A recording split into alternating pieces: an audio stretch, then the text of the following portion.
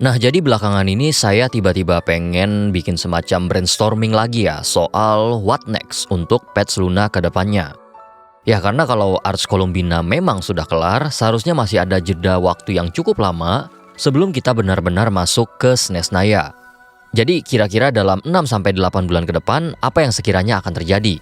Nah, taruhlah ini sebagai sebuah harapan lah ya untuk cerita ke depannya. Dan juga saya berharap banget bahwa fase transisi ini masih akan berporos pada Bulan dan juga Not Cry.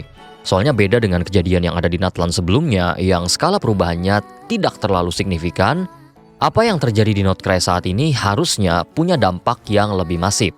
Tapi untuk sekarang saya belum mau lompat ke dugaan pengaruh Not Cry terhadap region lain, setidaknya saya pengen nunggu data dari Quest Liyue dulu sebelum masuk ke ranah sana. Saat ini saya sudah coba memetakan beberapa titik konflik yang menurut saya paling mungkin muncul, dan inilah what next after Luna 4.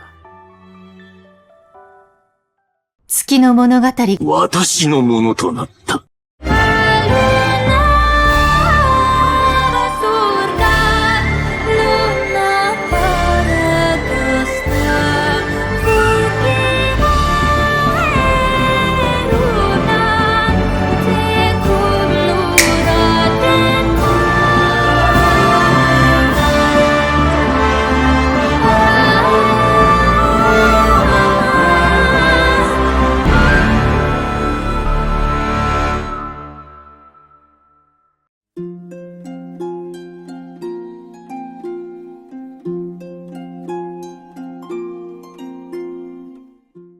Meskipun dari luar konflik utamanya sudah nampak berakhir, jangan lupa bahwa di Not Cry sekarang sudah ada 2 emas murni yang kalau ada pihak yang tahu cara memanfaatkannya bisa berubah menjadi keuntungan besar atau justru menjadi bencana. Emas pertama tentu adalah Columbina sebagai pemegang Authority Trilunar Convergence. Kita sudah sama-sama menyaksikan bagaimana penelitian Dottore yang dimotori oleh kekuatan bulan plus bulan buatan punya potensi destruktif yang sangat gila. Jadi dengan sumber kekuatan yang relatif sejenis, saya rasa Trilunar Convergence milik Columbina juga punya potensi serupa. Dan ini bukan sekedar asumsi kosong karena Columbina sendiri sempat melakukan semacam percobaan sederhana untuk menguji batasannya. Dikatakan dia bisa teleport sesuka hati antara bulan dan Tivat, kemudian menggeser barang, mempengaruhi kematangan buah, sampai memicu kemekaran bunga. Semuanya menunjukkan respon yang positif. Tapi ketika dia mencoba membangkitkan Sandron, katanya itu gagal dia lakukan. Nah, yang menarik, Columbina sepertinya mengakui, meskipun secara tidak langsung, bahwa masih banyak potensi yang tersembunyi di balik kekuatan ini. Hanya saja dia merasa seharusnya dia tidak melakukan hal itu. Kenapa? Karena katanya kalau dia memaksa melampaui batas tersebut, dia merasa dirinya tidak akan berbeda dengan kelakuan amoral dari Dottore. Nah, saat ini secara lore, Columbina juga sudah membagi sebagian kekuatannya kepada Tivat. Jadi yang bersemayam di tubuhnya bukan lagi bentuk penuh dari kekuatan tersebut. Namun masalahnya untuk sekarang agak sulit untuk memetakan siapa kira-kira pihak yang punya intensi nyata untuk ngapa-ngapain terhadap Columbina. Ya, satu-satunya hanya Dottore sih sebenarnya. Saya pribadi juga mencoret kemungkinan bahwa Sarisa dan Fatui sebagai kandidat yang ingin mengambil kekuatan Columbina. Karena Sarisa sendiri sepertinya sudah tidak ada urusan lagi dengan Columbina. Sempat terpikir bahwa Piero yang justru akan mengeksekusinya, tapi saya pikir Piero bukan tipe yang terlalu dungu gitu loh. Karena kalau sampai dia bergerak terhadap Columbina, Arlecchino jelas akan memberikan sebuah respon meskipun dia atasannya. Ya, berkaca dari Luna 3 kemarin, Arlecchino sempat mewanti-wanti bahwa kalau Sarisa tidak memberikan respon positif atas audiensinya, maka dia akan bergerak secara pribadi. Nah, sehingga untuk sekarang kita lanjut dulu ke emas murni kedua, yang menurut saya justru lebih potensial untuk diperebutkan. Nah, emas yang saya maksud di sini adalah data penelitian Dottore. Yap, Dottore memang amoral, tapi setidaknya sebagai peneliti, dia kemungkinan tetap mengikuti asas-asas dasar terutama soal pencatatan data penelitian. Dan dia sudah beberapa kali menunjukkan pola semacam itu. Dari pertemuannya dengan Tut, lalu catatan penelitian di sekitaran Sumeru, sampai catatan penelitian di rumah sakit Dar al-Shifa. Jadi besar kemungkinan dalam eksperimen kali ini pun Dottore menuliskan data yang lengkap, mulai dari hasil, pengamatan, sampai hipotesis yang ia konstruksikan selama proses penelitiannya berjalan. Nah, pihak terdepan yang saya pikir akan mengambil data tersebut tentu adalah Fatui. Ya, mereka lah yang menggelontorkan resource untuk riset tersebut. Dan kalau dilihat dari konsep besarnya, penelitian ini setidaknya tidak bertentangan dengan tujuan daripada Sarisa. Kemudian pihak kedua yang menurut saya juga punya potensi untuk mengejar data ini meskipun lebih berat untuk terrealisasi adalah Abyss Order. Ya, karena apa yang dilakukan oleh Dottore pada dasarnya bisa dibaca sebagai simulasi kecil tentang apa yang bisa dilakukan oleh Heavenly Principles. Dan dalam konflik terhadap dia, sampel sekecil apapun tetap akan bisa jadi informasi penting, setidaknya untuk menyusun sebuah strategi untuk melawan yang aslinya. Ya, jadi kalau kita bicara soal konflik skala besar, ada dua alasan kenapa Notcry masih relevan, yaitu eksistensi Columbina dan data penelitian Dottore.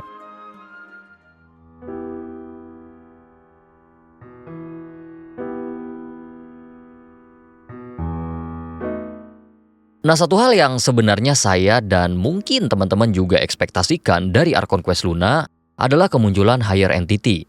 Dan sebenarnya kalau mau jujur ya, mereka sebenarnya sudah hadir kok, bahkan ada 4, yaitu Aria, Sonnet, Kanon, dan juga Columbina. Ya tapi jelas ekspektasi yang dimaksud bukan itu ya. Yang tentu ditunggu-tunggu adalah lebih spesifik tentu saja, yaitu para Sage. Namun ketika menjalankan Archon Quest Luna 4 tempo hari, apalagi kalau saya perhatikan sequence demi sequence, jujur aja dari saya pribadi, kayak merasa ini susah banget gitu loh masuknya mereka. Seolah tidak ada alasan logis yang cukup kuat untuk memaksa mereka turun tangan. Dan justru karena itu saya rasa keputusan untuk tidak menghadirkan mereka itu termasuk langkah yang tepat. Nah tapi tidak hadir di sini bukan berarti tidak merespon. Apalagi kalau kita berkaca dari 5.3, teman-teman mungkin paham kenapa menghadirkan entitas level itu terlalu riskan. Karena sekali muncul, skala cerita langsung berubah dan ruang gerak narasinya menjadi sempit. Nah yang jadi pertanyaannya sekarang, dari kejadian Luna 4 kemarin, apa ada pemicu yang cukup bernilai untuk membuat mereka merespons? Nah kalau konteksnya eksperimen Dottore, setelah saya telaah, saya justru tidak melihat value yang cukup untuk memancing para Sage. Bahkan authority yang dia mainkan pun menurut saya emang tidak akan menghasilkan sebuah impuls dari Sage yang bersangkutan. Semisal aspek space, Asmodai saja hilang. Kemudian aspek time, Istaroth pun sejauh ini tidak peduli dengan pencemaran waktu. Lalu aspek life saya rasa juga sama tidak pedulinya, mengingat penciptaan Durin saja terjadi terlebih dahulu tanpa ada respon yang jelas dari Rindotir. Ya, eksperimen Dottore memang sangat bejat, tapi perbuatan Amoril bukan sebuah impuls yang mampu menggerakkan mereka. Nah, hanya ada satu kejadian yang menurut saya lebih mengguncang para Sage itu sendiri, yaitu masuknya Tron Bulan ke Teyvat. Ya, mengingat Tron Bulan pernah diusir oleh Heavenly Principles, maka kembalinya ia ke Teyvat seharusnya adalah sebuah pelanggaran. Dan ini yang menarik, apakah Celestia akan bereaksi? Apalagi secara naratif, takhta Celestia berada pada lajur yang sama dengan Tron Bulan.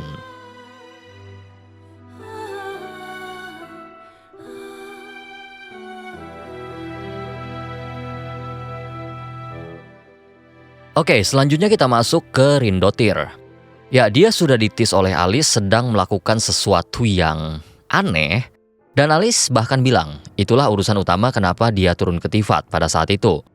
Nah tapi saya sendiri masih bimbang ya, apakah tindakan Rinne ini ada sangkut pautnya dengan Notcry, atau justru berdiri sendiri dan tidak berkaitan sama sekali. Ya bisa saja skenarionya seperti ini. Alice memang turun untuk membereskan urusan Rinne, lalu kebetulan di Notcry sedang terjadi sesuatu. Ya jadi sekalian dia ikut campur sedikit. Itu juga nyambung dengan kalimat Alice yang menyebutkan urusannya di Notcry cuma sekedar side quest belaka.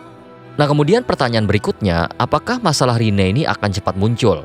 Jujur ya, saya memasukkan poin Rinne di sini dengan kesadaran bahwa hal ini hampir pasti keliru. Bahwa masalah Rinne akan muncul pada patch Luna. Sehingga saya menaruhnya di sini sebagai harapan saja. Ya soalnya pola pergerakan Alice itu cenderung jangka panjang teman-teman.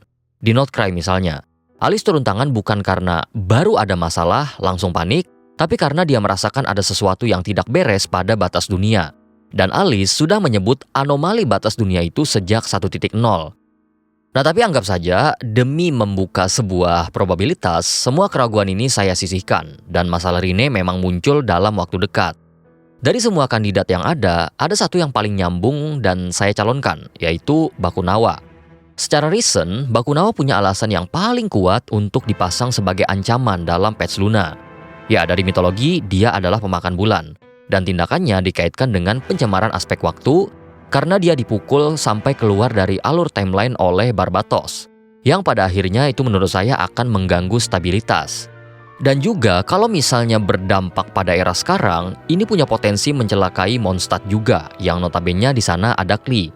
Yaitu dengan pertimbangan bahwa kalau Mondstadt benar-benar tetanggaan dengan Maregivari. Yang mengingat secara historis, Mondstadt punya banyak keterkaitan dengan Maregivari. Dan iya, secara tidak langsung saya juga berharap bahwa ekspansi Maregivari terjadi di patch Luna, menyusul Dormant Port yang saya rasa kemungkinan besar akan diimplementasikan dalam waktu dekat.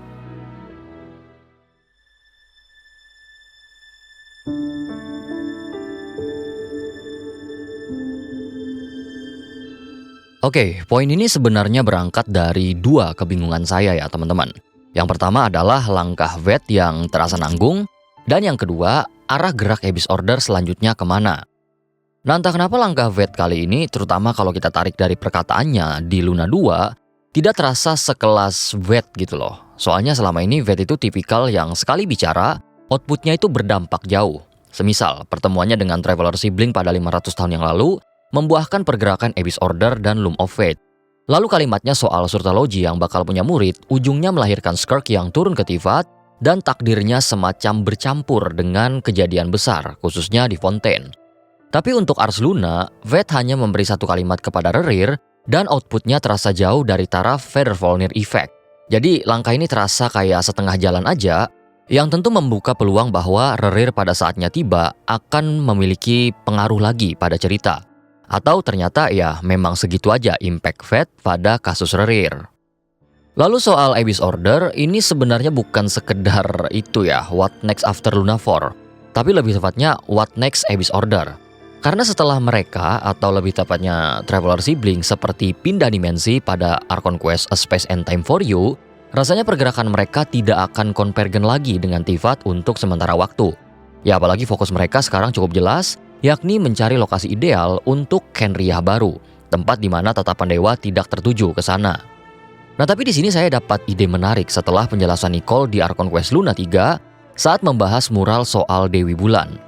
Nicole mengatakan, Heavenly Principles tidak tahu apa yang sebenarnya terjadi pada Dewi Bulan. Yang HP tahu hanyalah Bulan dimanfaatkan sebagai senjata oleh Nibelung. Ya, dengan kata lain, berarti ada semacam zona atau kondisi tertentu di mana tatapan HP tidak sampai di tempat para Dewi Bulan dikurung. Dan setelah di-reveal bahwa penjara bulan tersebut ternyata Moon Reflection, maka Traveler Sibling berpotensi menjadikan hal tersebut sebagai petunjuk, bukan cuma untuk mencari lokasi, tapi untuk semacam memahami mekanismenya, bagaimana sebuah tempat bisa luput dari tatapan para dewa, dan apakah itu bisa direplikasi untuk tujuan Abyss Order.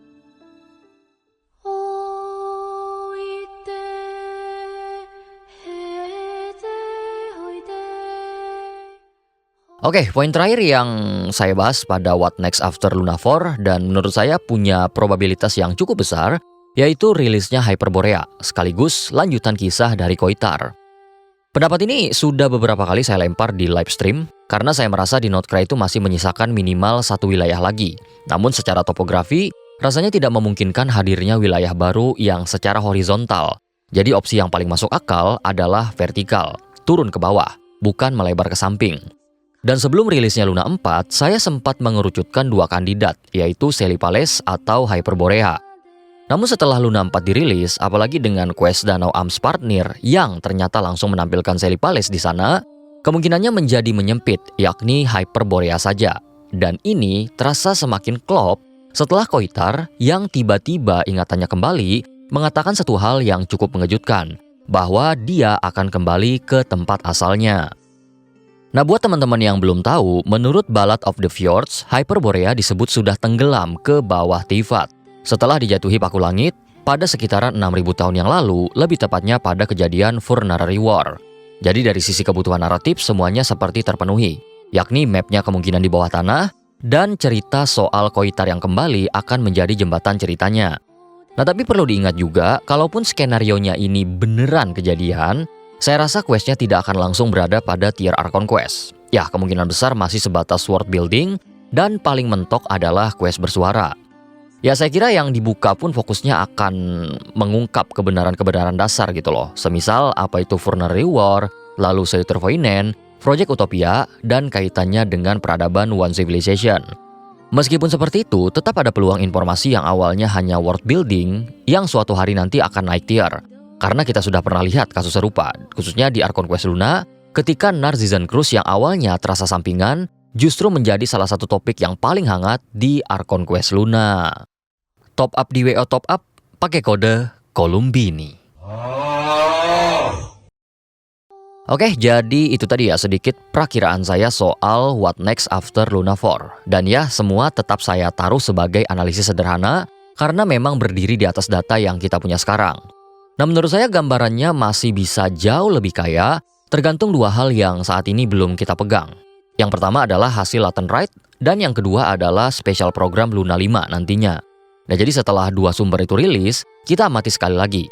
Kalau dari sana ternyata muncul detail yang lebih pasti arah pergerakan patch ke depan, kita bisa susun ulang dan bikin versi yang lebih solid.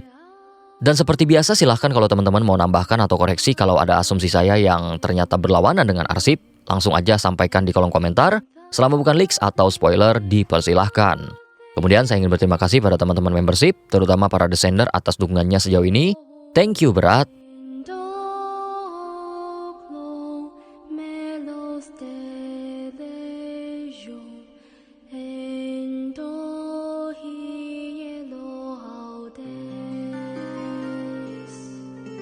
Dan buat teman-teman sekalian yang udah menonton sampai habis, terima kasih sudah meluangkan waktunya. Kalau suka dengan kontennya jangan lupa berikan like, komen, dan subscribe. Atau bisa gabung membership juga untuk dukungan langsung serta eksklusif konten. Oke, saya Mas Budi pamit dulu. Hadestra episode.